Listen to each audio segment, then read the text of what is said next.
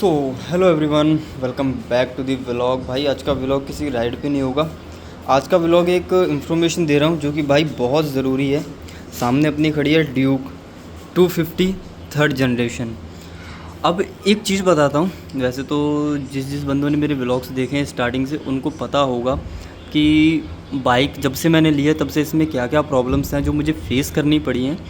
जो कि technical problem भी कह सकते हैं या फिर कंपनी वालों की लापरवाही की वजह से भी कह सकते हैं या मैन्युफैक्चर डिफेक्ट भी हो सकता है, ठीक है। बट अभी प्रेजेंट में उस चीज़ की बात नहीं कर रहा, मैं बात कर रहा हूँ बाइक के मेंटेनेंस के बारे में, ठीक है।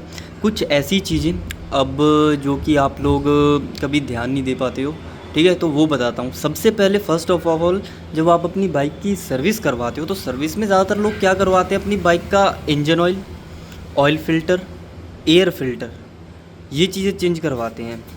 ये जो इंजन ऑयल का ये जो कैप है ना, इसके अंदर एक पार्ट होता है जिसको बोलते हैं हम टेस्टनर ये होता है। लेकिन उसके अलावा एक पार्ट और होता है जो कि यहाँ पर इसके अंदर लगता है, वो भी एक तरह का फ़िल्टर होता है। मैं वो फ़िल्टर दिखाता हूँ पहले। ये रहा वो पार्ट, इसको ओपन करके भी चलो मैं दिखाई देता हूँ। ये एक छोटा सा फ़िल्टर होता है जिसके बारे में कभी कोई ध्यान नहीं दे पाता, ठीक है।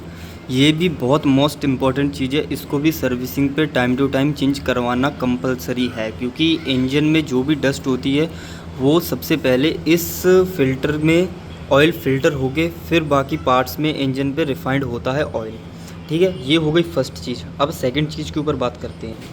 अब भैया बात आती है अपनी सेकंड पार्ट के ऊपर। जब मैंने बाइक ली थी उसके तकरीबन 2 महीने बाद मेरा, बता सकता हूँ मैं, हाँ 3 महीना कह सकते हैं, 3 महीने बाद जो है ये पार्ट जो है डैमेज हो गया था। डैमेज होने का रीज़न बताता हूँ मैं। जो बाइक के मेरे बैरिंग्स थे वो बरसात के टाइम में पानी और डस्ट की वजह से बैरिंग कट चुके थे, बैरिंग यानी कि ख़राब हो चुके थे। मैं बैरिंग्स भी दिखा देता हूँ जो कि मेरे पास ढेर लगा हुआ है भाई, रिप्लेस कर करके, ठीक है। और जिनकी वजह से ये जो है डैमेज हो चुका था मेरा पार्ट, ये वाला जो एक रिम के अंदर अपना पार्ट होता है वो देख लो भाई। ये बैरिंग सिर्फ वन साइड पीछे वाले रिम के जो अपना रेयर रिम होता है उसके हैं। ये वो फर्स्ट बैरिंग है जो कट चुका था, उसकी कंडीशन कुछ इस तरह की थी, ठीक है। बाकी के ये जो बैरिंग भाई बहुत सारे तो हैं जो मैंने फेंक दिए थे। अब इनकी वजह से क्या हुआ, ये जो पार्ट है ये आपको दिख रहा होगा, यहाँ से ये जो है बेंड हो चुका है, ठीक है। ये तो बाद में मैंने ठोका पीटी करके इसको सही करने की कोशिश की बट हुआ नहीं। बट ये पार्ट जो आपको दिख रहा होगा ये जो है बीच में से इस पर अच्छा खासा बेंड आ चुका है, जिसकी वजह से क्या हो रहा था, इसको अगर मैं रिम में फ़िट करता तो बाइक जो है अनबैलेंस होकर चलती थी, ठीक है, जो कि चलाना पॉसिबल ही नहीं था क्योंकि ये बेंड हो चुका है और इसकी हाइट भी बेंड की वजह से छोटी हो गई। सो ये एक चीज़ है। अब मैंने उसके बाद क्या जुगाड़ लगाया, ये वाला पार्ट जो कि एक स्टील का है, ये मैंने स्टील का कटवा के एक पाइप कह सकते हैं इसको इसमें लगाया अकॉर्डिंग टू इसके फिटिंग में। लेकिन भाई पर जो ओरिजिनल चीज़ होती है वो ओरिजिनल ही होती है, डिफरेंट तो आपको दिख ही रहा होगा। सो और ये वाला जो पार्ट है ना, ये वाला ये ओरिजिनल है जो बाइक के रिम के साथ कंपनी से ही फिटेड आया था, ठीक है।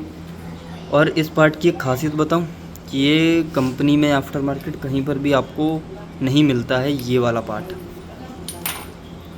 ये कब मिलता है, उसके लिए आपको पूरा बाइक का रिम जो है ऑर्डर करना पड़ता है, ये रिम के साथ में लगा हुआ आता है।